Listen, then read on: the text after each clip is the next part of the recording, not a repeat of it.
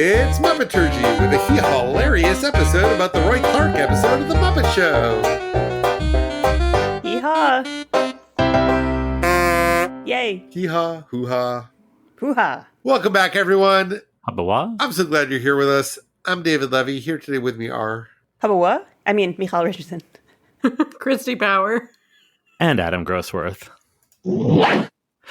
We're here this week for Season 3, Episode 3 of The Muppet Show. It was produced the week of February 28th, 1978, and it aired in New York City on September 25th, 1978. It was number 2 in the air order. Here's a fun bit of history for you. Due to a strike by numerous labor groups, the New York Times did not publish a newspaper between August 10th, 1978 and November 5th, 1978. That is wild. That is a long time. And this strike, I believe, affected the Daily News and the New York Post as well. So our usual source for fact-checking and other context, the New York Times Times Machine, is not available because there was no New York Times. So this week and several other weeks this season, we will be using ultimate70s.com, which is less fun for me because it doesn't have ads or any of that other context. But it does have a great rundown of headlines. And it also has pop music charts, which it honestly just never occurred to me to look up before. So this might become a regular thing. So here we go. We'll have a link to that on the show page, obviously. In the news, and these are sourced to the Chicago Tribune. Sorry, starting off on a real downer, was two planes collided over San Diego, crashing in a residential area, and it was the worst air disaster in U.S. history, is what the site says. I assume that means at the time. There are more details on ultimate70s.com, but they are a bummer, so look them up if you want to. According to confidential documents, the Carter administration within the next few weeks will release plans to merge the federal highway and mass transit programs. That didn't happen, did it? That sounds like a pretty good idea. Yeah, We have also a bummer. Federal mass transit program? Right. There probably is one. I don't know that it does anything. This one's also fun. The Senate demanded that the government save $2 billion by cutting fraud and waste. Sure, Jan. And wasteful fraud. And fraudulent waste. This one's actually fun. Pollster Mervyn Field has some advice for California Governor Jerry Brown. Don't get engaged to singer Linda Ronstadt or anyone else. Field says Brown will lose votes in his re-election bid if he becomes engaged to Ronstadt, his girlfriend, for some time. The pollster says many voters cast their ballots for the governor because he's different, and one of the intriguing aspects of Brown is that he's still a bachelor. An engagement would damage his intriguing image. Getting engaged to Linda Ronstadt would be intriguing. Right? I didn't know that he was engaged to Linda Ronstadt. Well, maybe he wasn't. Well, he was with whatever. I didn't know that about Jerry Brown, who stuck around American politics for a very long time. On the Cashbox pop charts, a thing I have never heard of, but I looked it up. It's like Billboard, but not. And apparently, some say it was more accurate, but Billboard got more press. So I don't know. Close enough. The number 1 song was Boogie Oogie Oogie. The number 3, number 5, and number 11 songs were Hopelessly Devoted to You, Summer Nights, and Grease, respectively. Way down at number 83, but I can't not mention it, is Copacabana, one of my favorite Muppet Show numbers that we will get to in the somewhat distant future. And the number 1 album was Grease. And finally, on television, following The Muppet Show on CBS was part 2 of the WKRP in Cincinnati pilot. And the NBC movie of the week was Overboard. No, not the Kurt Russell Goldie Hawn movie. This is an original TV movie. A woman falls overboard from her lawyer husband's sailboat and in flashbacks recalls her life with him and the flings she had with a playboy.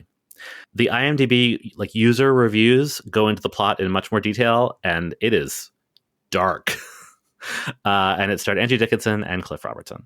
You know what else is dark? Not having the New York Times crossword for months. I've been thinking about that for a minute. Holy shit. Yeah. Apparently a bunch of other papers sprung up during this strike, including a couple that are still around. But yeah, I mean, it went on for so long. Yeah, I'm on day 1,475 of my New York Times crossword streak. Wow. That's commitment. Yeah. Wow. And skill. I'll have to ask my mother because she is on, I believe, year 50 of her New York Times crossword streak. And I bet she remembers and was unhappy about this.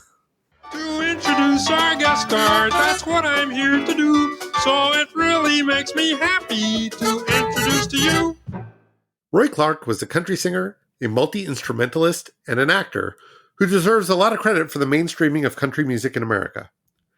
Born in Virginia in 1933 to a musical family, Roy learned a number of instruments at a young age.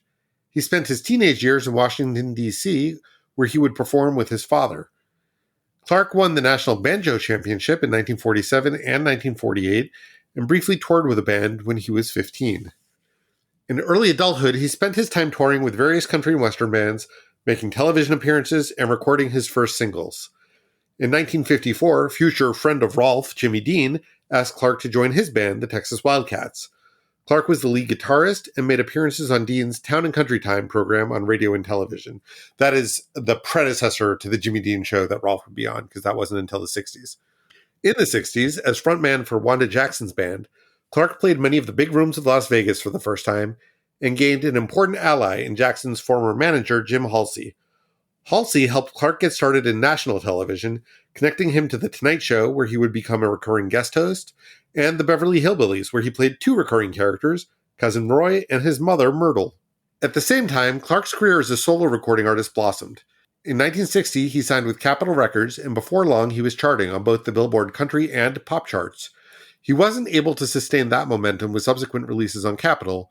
By 1969, he moved over to Dot Records, where he had a number of top 10 hits, beginning with Yesterday When I Was Young, which also hit 19 on the pop chart. That's one of the songs you'll hear in his episode of The Muppet Show.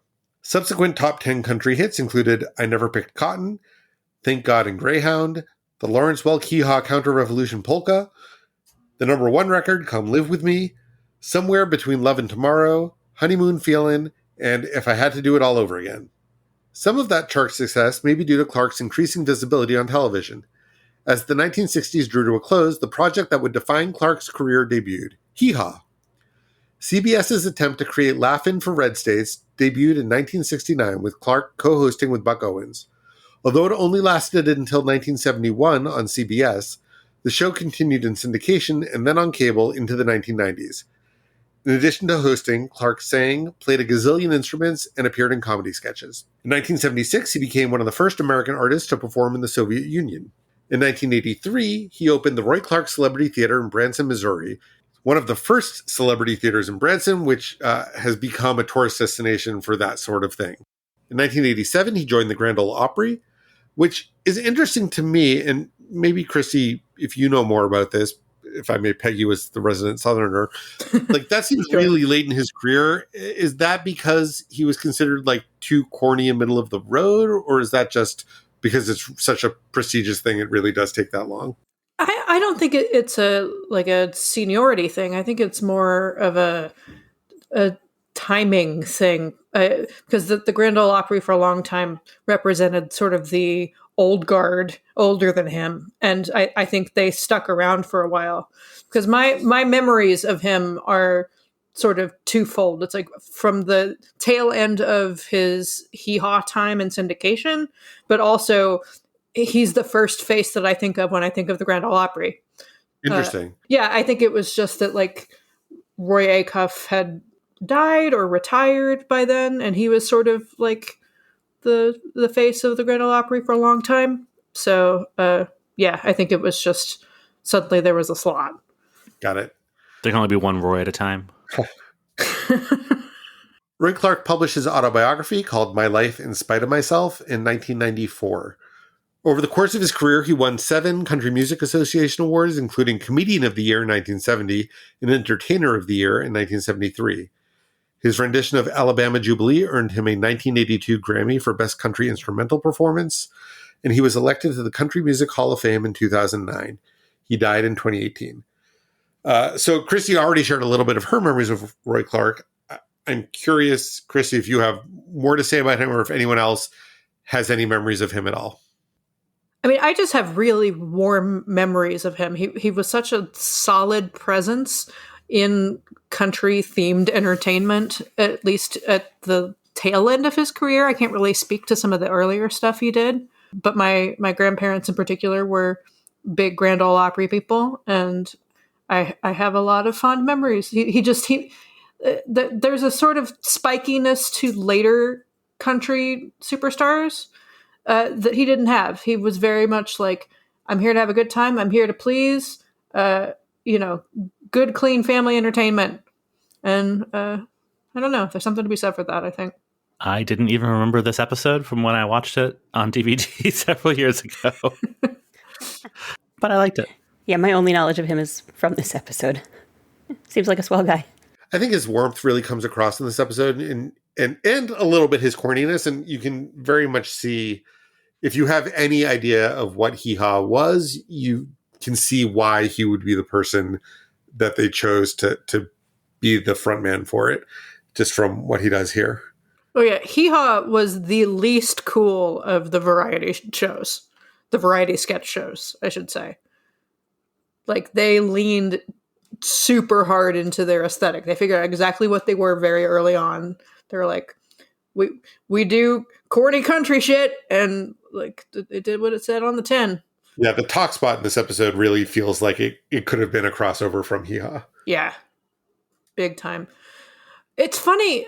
I couldn't remember. So you'd mentioned that Hee Haw moved to syndication in 1971. I think it was part of what gets referred to as the rural purge. Yes.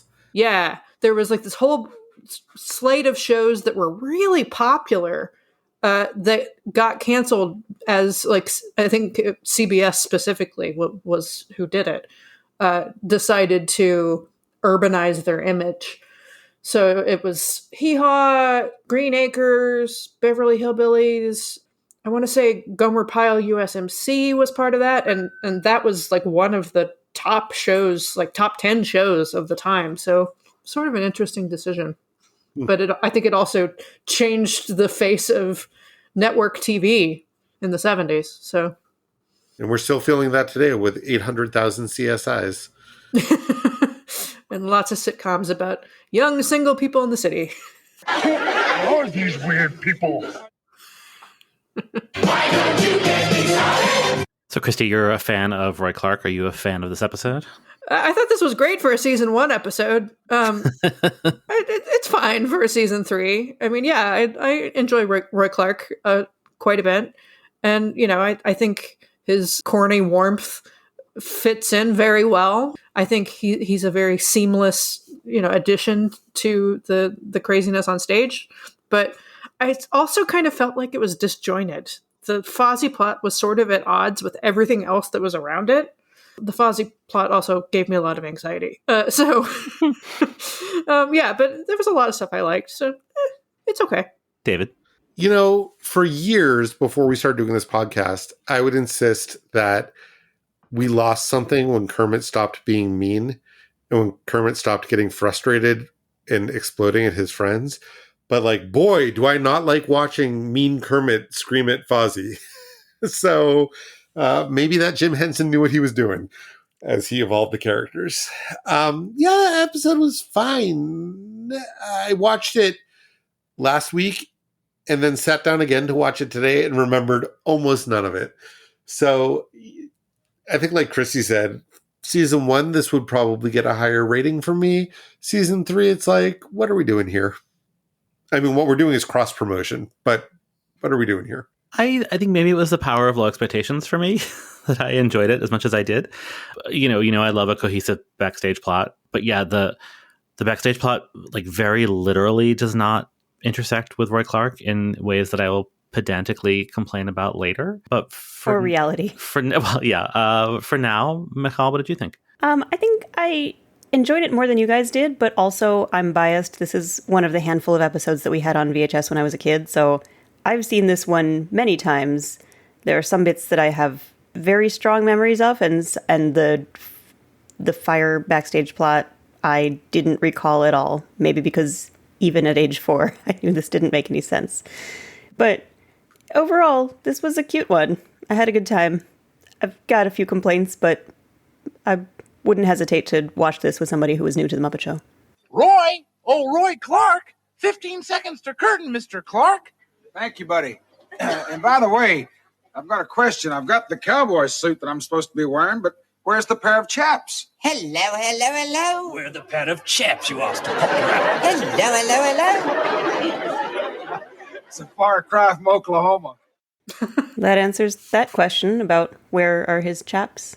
Okay, but this is a sincere question. What is he wearing if not chaps? I was going to ask the same thing. It sure Cowboy looks like suit? chaps to me. Yeah. Okay, well, we all agree. This from the get-go felt very hee-haw to me. Hee-haw had a lot of one-liner pun to the camera, aw shucks to it, and yeah, this was him in his element. According to Muppet Wiki, so these two chaps who come on, they're British, but they're pigs, I think. But one of them was They're built whatnot. using part of the Statler puppet. I read that on the wiki and I was confused. So there are two of them. One's wearing a seersucker suit and one's wearing a black suit. And I think the black suit one is Statler's body with a pig head. Maybe. Are they pigs or are they what? yeah, one has a pig head. Yeah. Oh, it's one of each. Could be. Okay.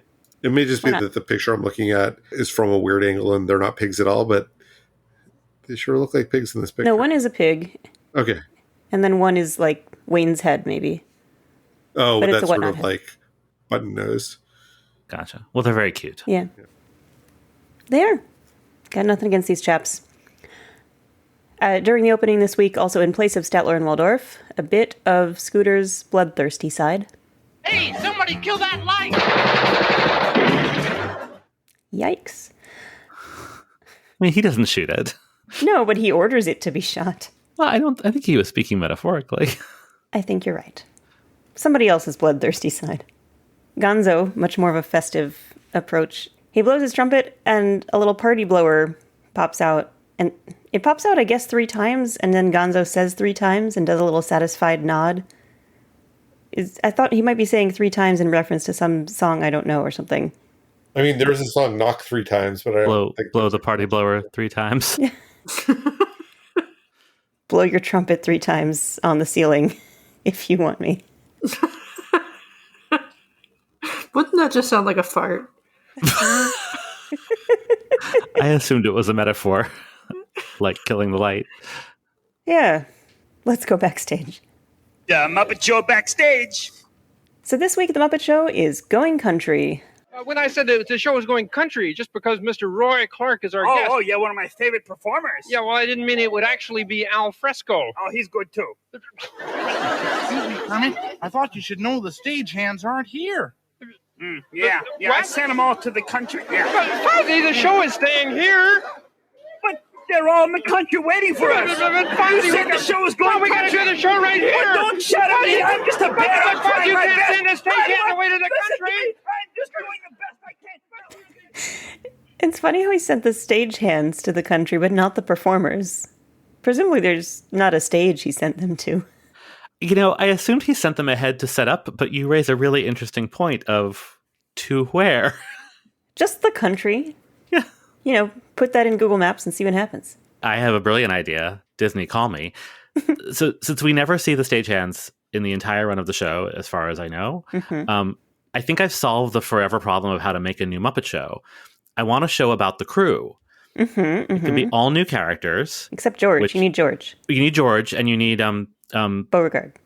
yes, but oh my god, Mildred. No, yes, but what is her Hilda? name? The wardrobe lady from season 1. Hilda, thank you. So like, yeah, a couple characters we know, but like it solves the problem of having, you know, other performers do the beloved original characters. And you can build it around clips of the old show. So, you know, you get those for nostalgia. It can be like a Rosencrantz and Guildenstern kind of thing of like, this is what was happening behind the scenes of the original show. George and Krantz and Hildenstern are dead. There you go. Disney, call us. Make this happen. When I put the country into Google Maps, I Yes. get the country cafe on Wall Street. Sure. Well, so that's where the stagehands are. They're drinking. We have our pilot episode. No, they're closed right now. They open for breakfast at 9 a.m. Yeah, it's Wall Street after dark. Nothing's Okay, happening you've there. got your premise. We can work with this. Except maybe the party George blow. and Krantz and Hildenstern, Mildred. Ah, there it is. I'll see myself out. Okay, so in the absence of stagehands, Fozzie is taking care of everything himself this week. If anything goes wrong, Kermit informs him that Fozzie will be fired. And naturally, the theater catches fire immediately. Somehow, and this happens through the episode, they mention this fire, and Fozzie manages to clue in everybody in the building about the fire situation, including the audience, or he tries to tell the audience, and he manages to hide it from Kermit. We never see the fire. Things do get a bit smoky on stage. So the fire, I think, is if the backstage set that we know is off stage right, and then the fire is beyond that. I guess that's where wardrobe is. And but then there's this bucket brigade that's passing. Yeah, they're passing water towards the stage. Right. Oh, no, away from the stage. I guess it's a little unclear what direction the buckets are being moved in. But yeah, I think it's suggested that the fire is continuing off away from the stage, like to where like I think in future seasons that's where the stage door guy lives, and it's off that way. But it doesn't really make any sense. Pops, Adam. Yes, thank you. Look, I forgot Hilda. I can't be expected to remember Pops tonight. Well, Pops is going to feature in your show. You got to learn who he is. It's true. He should. Anyway. What's all this smoke? That's not smoke. It's not smoke? No. Then no. what is it? Jet exhaust. Jet exhaust? I just what I was going to say. Yes. Oh, look out! Here comes another one. Duck. You okay? What was that? Oh boy, that was a close one. Those planes get lower every day. Fozzie, I didn't see any plane. Yeah, they get faster too. This was very cute. And clearly Kermit is not buying it. But also, at the end of the episode, Fozzie says, "Oh, sorry about the fire." And Kermit says, "We had a fire here?" Like, why wouldn't he go? Whatever. Well, and even at the end of this scene, when Fozzie says, "Oh, here's another one," Kermit ducks. So my favorite thing about this, and I actually missed it the first time, is that Kermit and Fozzie are down at the desk. The Bucket Brigade is not happening yet. That's later. And Scooter is up on the balcony by the dressing rooms, like very small and far away, the way it's shot. And he is, in fact, obscured by actual smoke. So I didn't even notice him the first time I watched it. And he's watching this whole thing, and he knows about the fire. So first he reacts to Fozzie lying, like with shock and dismay. But then when Fozzie says, "No, it's low-flying jets," he also ducks as if they're real. The whole thing is so cute, and he's there the entire time. He doesn't have any lines. It's just like incredible puppetry. And then he like runs into one of the dressing rooms to hide on the last plane. I love that. It's very funny.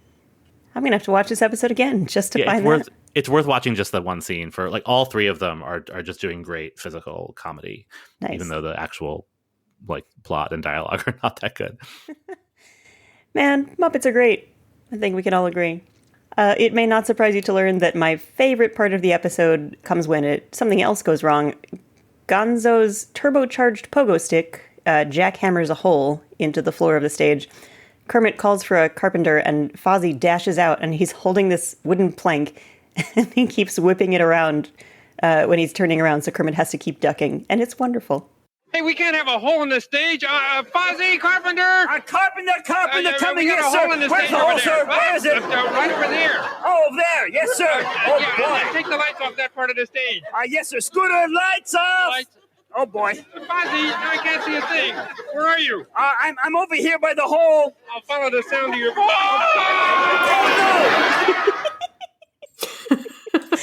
Oh, Muppet pratfalls.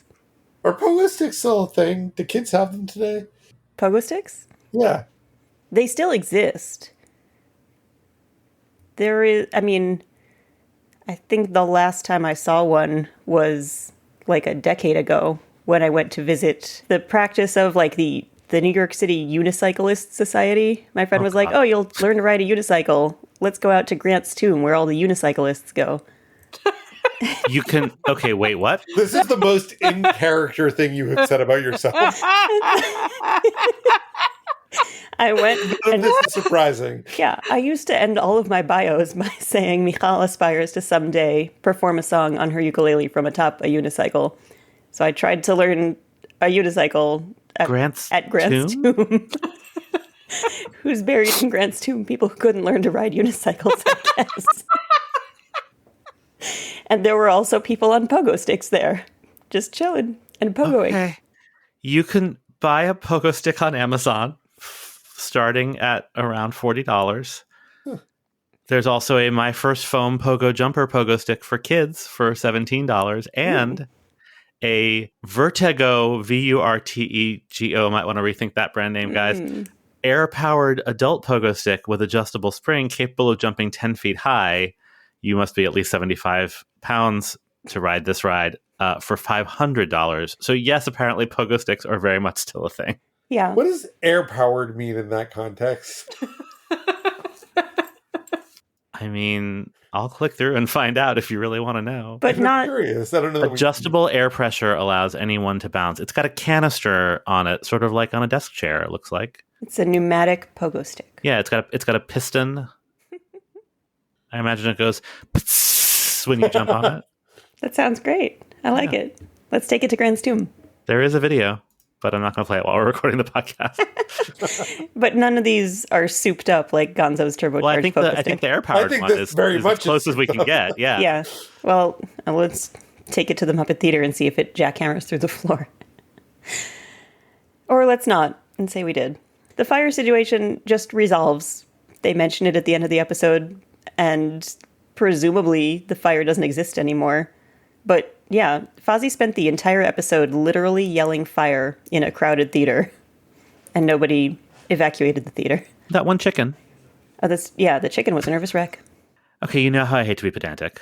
Do you? But I have... Okay, so sometimes there is smoke on stage, and sometimes, basically whenever Roy Clark is performing, there is no smoke on stage. And yet the audience is totally unaware of this fire, even when there is smoke on stage. And, like, they put the fire out. Apparently the fire is no problem at all, except it burned for at least half an hour. Yeah. There are no sprinklers. There are no alarms. I am very concerned. Also, we don't know anything about how the fire started, what caused the fire, where the fires start all the is. time, David. Don't ask questions. It just spontaneously generated. Electrical fire, a lit cigarette. It's 1978. Pops through a cigarette in the trash can. I mean, that I don't have issue with. I mean, there's also a canteen, which never gets mentioned, which is weird to me. I mean, granted, Fozzie's a moron, but if you needed to say, why is this theater filled with smoke, wouldn't it be much easier to say grease fire in the canteen than indoor fighter jets? Right. I don't know. Call me crazy. I mean, also we will learn that Dr. Strangepork stole some coils from the electric toaster to fix the swine track. So right. The toaster went on the fritz. There's a laboratory in which things often explode, and yet no sprinklers, no alarm system. It was 1978. They had those things. I mean, they had fire departments too. Yes, they do a charming number. They do. There's a lot that doesn't make sense about this episode, in addition to frogs and bears talking to each other. Well, that's just reality. Yeah, they're talking frogs and bears. That's fine.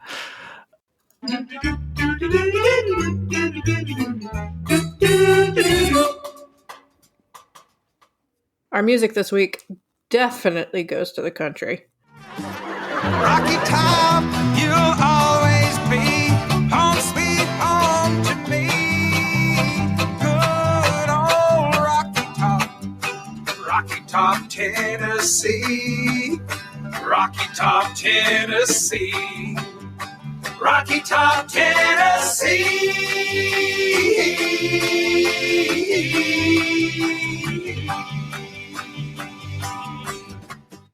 It's Rocky Top, a certified banger. Always. Yeah, so Rocky Top is a newer song than I realized. I went on this trip to Nashville with my grandparents when I was about, 8, 9, something like that. And we stayed at the KOA Jellystone Park campground, which was great as a kid because you got to go on a hayride with Yogi and Boo Boo. But their nightly entertainment, they had country singers, like local country singers would come and put on these free shows at the campground. And every single one of them did Rocky Top. So in my head, Rocky Top is like the banger to end all bangers in the country world.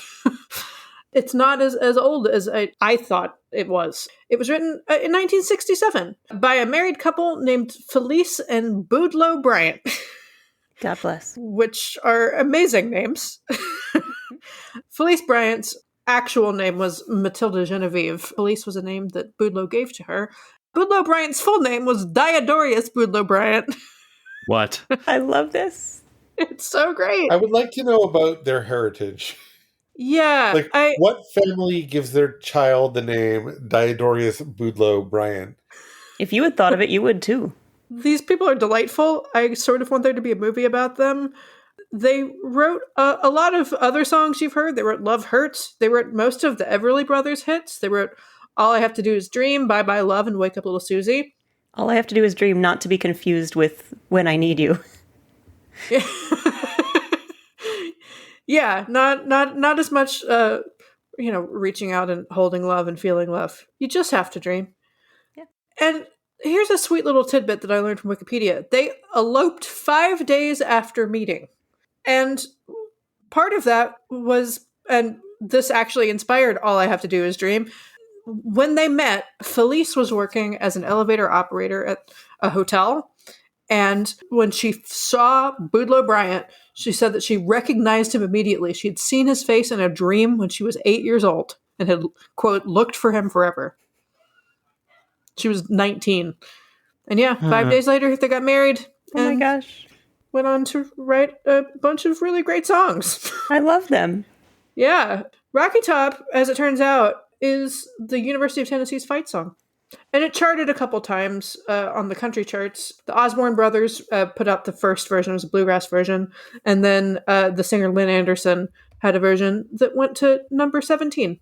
This is fun. It's Roy Clark's plural with Lubbock Lou and his Jug Huggers. And it does that thing that actually the Muppets tend to do a lot in their YouTube videos nowadays, where it's the sort of Brady Bunch Zoom little boxes of people doing different things. Ahead of its time. Yeah. And Roy plays several instruments. He plays the banjo twice. I mean, there were two of him playing the banjo. He doesn't. You get it. He plays the mandolin, the slide guitar, the fiddle, and the trumpet. Now, the trumpet is sort of like playing the trumpet in the style of Gonzo playing the trumpet, but he does it. It's such a 70s variety show vibe with the colored backgrounds and the split screen, and he just seems so pleased with himself. But it's also like a very 2020 Zoom, I'm alone in my apartment with all this equipment and musical instruments and have nothing else to do vibe. Also that. Yeah. Also some Muppets. Right. Barely. Yeah, but mostly it's just 5 Roy Clarks. 5 guys named Roy. Our next number is also a Roy Clark number, but it's not so much country as it is sad, sad Parisian streets. I cut it down for length, but if you haven't watched the episode, know that right before this clip is a flute solo. Yesterday, the moon was blue. Every crazy day brought something new to do. I used my magic age as if it were a wand, and never saw the waste, the emptiness beyond. The game of love I play with arrogance and pride. I had a wild journey watching and listening to this because my thought process in the first watch was, wow, the song really sounds French. I've never heard this song before, but it sounds really French. How weird it is to have Roy Clark do an incredibly French song. Then I started doing research. The song is French. It's a Charles Aznavour song. Our old friend Charles Aznavour. But the wildest thing is Roy Clark had recorded it and had a hit with it on the country chart. It seems so off-brand, which is not a complaint. I really like it. Well, but this is the thing about Roy Clark, and I guess I sort of alluded to this before, but he was really known for bridging the gap between middle-of-the-road country and middle-of-the-road pop. And this is on that bridge. And I know that probably sounds a little insulting, but I don't think there's anything wrong with middle of the road. Middle of the road means it's a place where a lot of different people can meet. And I think there's something really admirable about that. Yeah, I think that aspect is incredibly on brand for Roy Clark. So this is a song that was originally written in French called Hier Encore, which translates to just yesterday or not so long ago from 1964. Charles Aznavour wrote the original French lyrics and music, and the English lyrics are by Herbert Kretzmer, who his biggest claim to fame was that he was the English translator of the musical Les Miserables. Oh, I should say the English title of it is Yesterday When I Was Young. Roy Clark's version peaked at number 9 on the country chart and was his only top 40 pop hit, and it hit number 19 on the Hot 100. And interestingly, he performed the song at the baseball legend Mickey Mantle's funeral in 1995 at Mickey Mantle's personal request. What a country. So this is a super simple performance. It starts with a wide shot of the stage with the orchestra in the pit, and the curtain closes and the curtain opens on, I think it's a redressed Forest of Despair with just a fence added. So now we're at like a farm of despair. We're at the outer border of the forest. Yeah, all they did was add we're the on fence. The outskirts. Right, but it's funny that that's all you need. And he walks on with a dog, which looked a lot bigger than Muppy to me when it was a live dog, but then in close up it's clearly Muppy. And the first note I took was, why bother with the dog? Because I mean the dog does nothing. So Roy Clark sits on the stage, sings a song. There's a dog like in the vicinity, just lying there. But it's very sweet. And there's this flute solo that I mentioned. And so like for a lot of it, Roy Clark is sitting on the edge of the stage. I don't think his feet are actually dangling into the orchestra pit, but they might as well be. And this Muppet, who I don't think we've ever seen before, is playing the flute. And it is maybe the most 70s thing that has ever happened on this show so far. Just like the way that this Muppet, I know, the way this Muppet is styled with his hair and his facial hair. And I'm a little bit obsessed. I liked it. None of this is bad. Listen, I like the song. This is the laziest Muppet Show concept I have ever seen. Like there are barely any Muppets visible, and they barely move. Yeah, I mean, I guess that's what I mean. Like, I appreciate the simplicity, but like, why bother with the dog if the dog is going to do this little? Is kind of my point. It's a subdued performance. They could have at least given him some backup singers, Sandy Duncan style, something. Or like, all the Emmett Otter critters gradually appearing and building. I don't know. It just have him climb a tree. Nothing to enhance the nostalgia. But it worked. He sells it for some reason. It worked for me. Yeah, I think it's fine. For some reason, it worked for me. Punctuation matters, Adam. I think the minimalist use of Muppets works fine for this song. So, interestingly, the UK spot intersects pretty directly with the backstage plot this week. I don't want to set the world on fire. You don't have to. It started already. I just want to start a flame in your heart. Don't worry, I'll save you. Are you proud of yourselves? You made this chicken a nervous wreck. So, because this is the Muppet Show, even the firemen called to put out the fire have aspirations of stardom. Yeah, so this is the bucket brigade that Fozzie called to come put out the fire, singing, "I don't want to set the world on fire." That's very nice, but at the same time, the fire's still raging. So, not great. So this song is from 1938. It was written by Benny Benjamin, Eddie Durham, Saul Marcus, and Eddie Seiler. Don't entirely understand how it took 4 people to write that song, but here we are. There were probably a close harmony group, and each one... Oh, yeah, they all got credit. Oh, see, okay, that makes sense. I retract my catty comment. It was originally recorded by Harlan Leonard and his Rockets in 1941. Yeah, it took the song a few years to get recorded and take off. It was a #1 hit that same year for Horace Heidt, who was a band leader, and also a hit for the Ink Spots, and that's kind of the version that is in the popular consciousness. It really took off after Pearl Harbor, interestingly. How do you figure? There's a vague, anti-war quality to it if you squint. But I thought that was interesting. And in the present day, the Pop Culture Association with this that a lot of people have is that it's used very heavily in the Fallout video game series, which is like apocalyptic, post-apocalyptic. So that sort of makes sense. Heavily and creepily.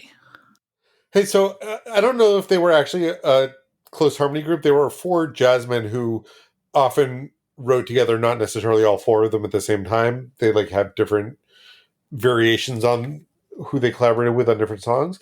But Eddie Durham during the 40s created Eddie Durham's All-Star Girl Orchestra, an African-American all-female swing band that toured the US and Canada. That's cool. Fallout and BioShock. Sorry, I was like, wait, isn't it BioShock? It's both. So yeah, like apparently now it's just a post-apocalyptic creepy thing. Wild. Saul Marcus and Betty Benjamin reteamed in the 50s, and among the things they wrote were Lonely Man for Elvis Presley and Don't Let Me Be Misunderstood. Huh. I think it's particularly wild that a semi-resolution to the backstage plot only happens in the UK spot. No, because the Bucket Brigade is after this. It's because the firefighters refuse to fight the fire, they only want to sing. So then Fozzie organized... I mean, this is very unclear. I only got this on my second watch. So then Fozzie has to organize the Bucket Brigade of the cast, basically. Right, okay. To actually put out the fire. The firefighters are not in that, I don't think. Yeah, this is not a resolution. It's maybe an escalation, or maybe just a continuation. Mostly an excuse to give Richard Hunt the chance to show off, again, that he's like a legitimately excellent singer. Yeah, but it is weird. It's this weird. Is so tied to the not plot. Clear. Yeah. Yeah. Because I definitely got that there was semi-resolution. I don't know. No, the resolution happens. Well, if there's the Bucket Brigade is the next scene, which is not the UK spot. I've got out of order. But it is not. The story is not clearly told because, as Michal said, we never see them put out the fire, right? Or learn where the fire is, or what caused it, or why it apparently did not spread for half an hour, yet took half an hour to be put out. I almost wonder if originally the Gonzo thing was going to be the UK spot, and then they had Kermit in bandages at the end of the show and realized that they couldn't do that if everyone didn't see that sketch and had to swap them. But maybe that's just creating a logic that doesn't actually exist. I mean, this is a self-contained scene. The show could exist without it. Yeah. I mean, the other thing that, hi, pedantic. Welcome to me. In this UK spot, Fozzie crosses the stage with a fire extinguisher, which he apparently does not use, because then for some reason there's a Bucket Brigade involved. Well, maybe it was not enough, or... Yeah, they're not always effective. I mean, he also uses a life preserver from a boat to carry a chicken away from the fire, which is very cute. It is very cute. Doesn't make a lick of sense. The wiki says that the lead singer of these singing firemen is Peter Friedman, but I was pretty sure that was Richard Hunt. I imagine that. I mean, it's close harmony group, so lead singer is sort of in the ear of the beholder, I guess. Yeah, the ear of the hearer. The hearer, yeah. But Richard's definitely singing the top line, and at least on the mix that we hear on Disney Plus is the loudest. The wiki doesn't know everything, just most things. So speaking of Gonzo and pogo sticks, we get what is introduced as yodeling. I'm not sure I would call it that. I would not. Yodel, yodel, lady, ho! Yodely, doily, dipsy, da! Yipsy, doody, da! Woo! Yodely, doily, dipsy, da! Yipsy, woo! So Kermit introduces this as Gonzo yodeling some Rimsky-Korsakov, which he sort of does. He's sort of yowling along to a recording of Nikolai Rimsky-Korsakov's Scheherazade, Opus 35, which is a symphonic suite based on the Arabian Nights / 1001 Night Stories. And this piece of music is from 1888, so shout out to the public domain. And Scheherazade was the narrator storyteller of the 1001 Nights. And this is, I think, one of the more unhinged Gonzo performances, which is saying something. He lets go in a way that is almost upsetting. I mean, he's very enthusiastic. He's not yodeling, but he's very enthusiastic. Yeah. I mean, I was captivated by whatever it is that he's doing, but like Julie Andrews, not really a yodeler, Argonzo. Arguably less than Julie Andrews. Yeah. And we end on a very yeehaw note. Sally used to carry my books to school. Sally was a good old girl. She helped me with my homework because I was a fool. Sally was a good old girl. And if you wanted a kiss or a little bitty squeeze, she was always willing and do her best to please. A girl made to love and not made to tease. Sally was a good old girl. Sally was a good old girl. Sally was a good old girl. No matter what the request, she gave it her best. Sally was a good old girl. Mm-hmm. Sally was a slut. Well, okay, when they say Sally was a good old girl, it seems to have a lot of definitions within the same song.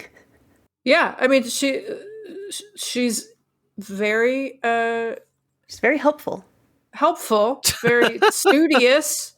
Yeah, she helps you with your homework, she carries your books, she helps She's her a parents reader. make money, and whenever you need a kiss, she's available, apparently. Her family is poor, and she's willing to do whatever it takes to help them out. I mean, honestly, throw in a reference to the Rio de la Plata, and this could be something out of Evita.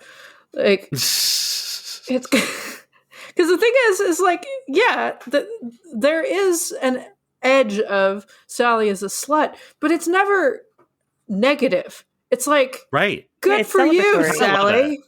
It's very, hashtag girl boss. The second verse is all about her selling neckties to help her family, but then sometimes she gives them away to guys who can't afford them because she's too nice. That feels like a metaphor. But then the third verse is this.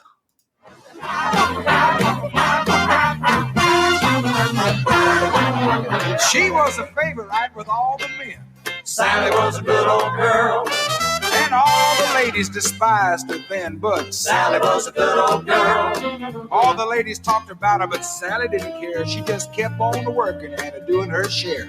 She wound up married to a millionaire. Sally was a good old girl. So he's not saying she's a gold digger. I mean, that sounds like a really positive portrayal of a sex worker, frankly. Yeah. And then, like, she Pretty Woman, and everything's great. Like, I see no problem with this song. I just particularly enjoy that all of the barnyard animals are really on board with this sentiment. For me, the moment that makes this is when we see the fox in the chicken coop, like literally gnawing on the neck of a chicken who is not yet dead, and then they realize that the song is a bop, and so he stops trying to murder the chicken, and they start singing along instead. I missed that. I'm going to have to go back. Yeah, and there's a horn section. This is swinging. Yeah. So, Sally Was a Good Old Girl was written in 1962 by Harlan Howard. It was first recorded by Hank Cochran, and Roy Clark himself recorded it in 1963. It's been recorded by a bunch of people. There's a Bobby Darin version, there's a Fats Domino version, a Waylon Jennings version. Yeah. It's a good time. Like Sally. Much like apparently. Sally. Yeah. Never mind that jazz. Listen, turkey. What? And get out of show business? All right, let's take care of some show business. We have the Swedish chef rolling out a massively unwieldy amount of dough. Or der Norty Dough fights back and steals the chef's rolling pin and knocks him out. I think this is real dough. Either it's real dough or it's something that they made the consistency of dough very believably. Right. Which, why wouldn't it be real dough, I guess? But I just love that it's just this anything can be a puppet moment, because like you just need to stick a hand under it and it looks alive. Yeah, it's and great. make it come to life. Yeah. It was pretty cool. I mean, and it also made me wonder, did Frank, because it's Frank Oz's voice when the dough comes to life, is it somebody else's hands this week in The Chef? We'll never know. Well, things I wonder about sometimes. Services we try to provide to our listeners, but don't That's a always great manage question, to. but Yeah. we'll never know. Yep, great. All right, let's move on to Pigs in Space. The Swine Trek crew is not described in adjectives by a narrator this week, but fortunately, the resourceful Dr. Strangepork is able to fix the control panel. If Dr. Strangepork can't restore power to the control panel, we'll be marooned in space forever. Oh, no! Well, look at the bright side, my dear. At least you will spend the rest of your days with me. That's the bright side? Well, I fixed the control panel. Oh, that's wonderful, Doctor. Yeah, it was faulty filing. Nice work, Dr. Strangeborg. Oh, it was nothing, Link. Actually, I just used some wires from the electric toaster. Good thing.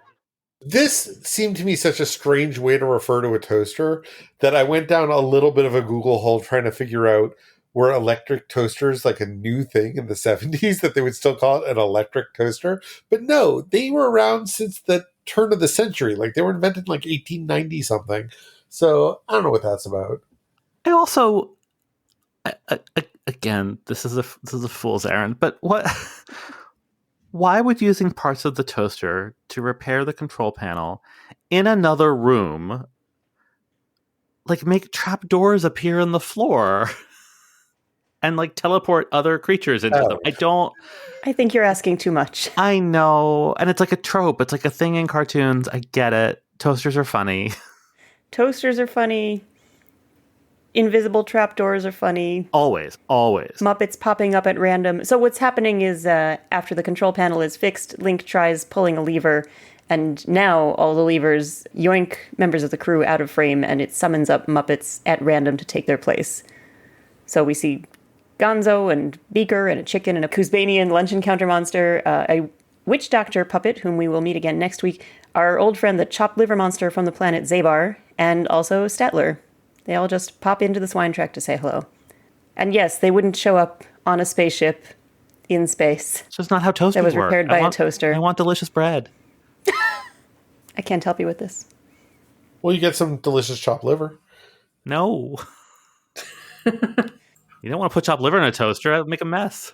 Since we're apparently in season 1, we have a talk spot this week. Kermit and Roy Clark discuss Roy's musical family and his life back on the farm. My dad still runs the farm back in Virginia where he keeps chickens, and a lot of times I get to missing the place, out traveling all the time. Yeah, well, listen, Roy, we could make you feel right at home because, we keep chickens. Really? Sure.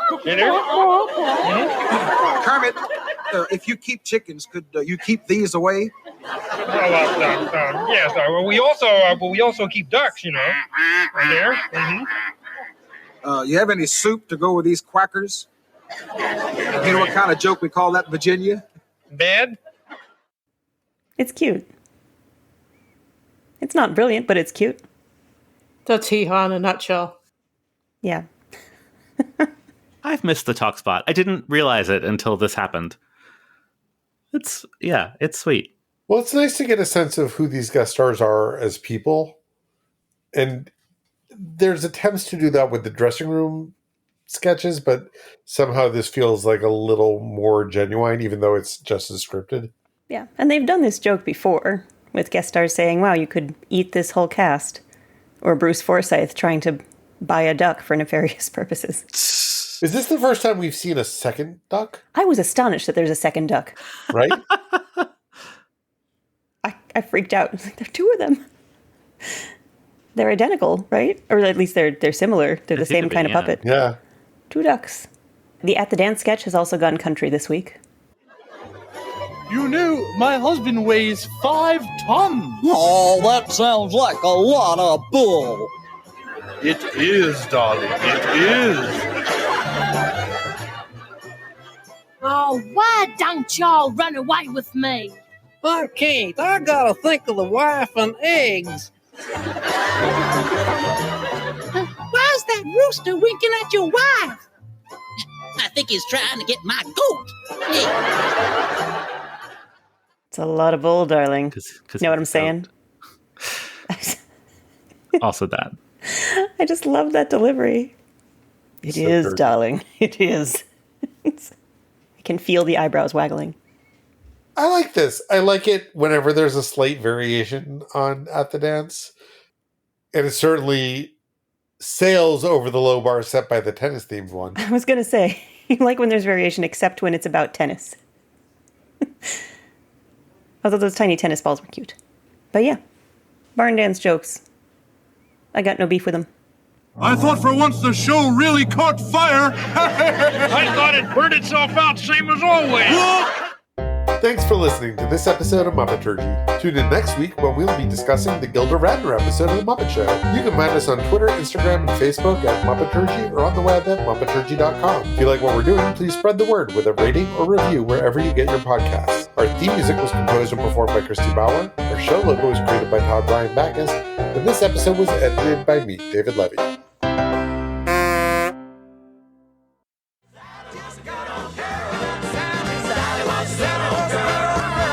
Sally was a good old girl.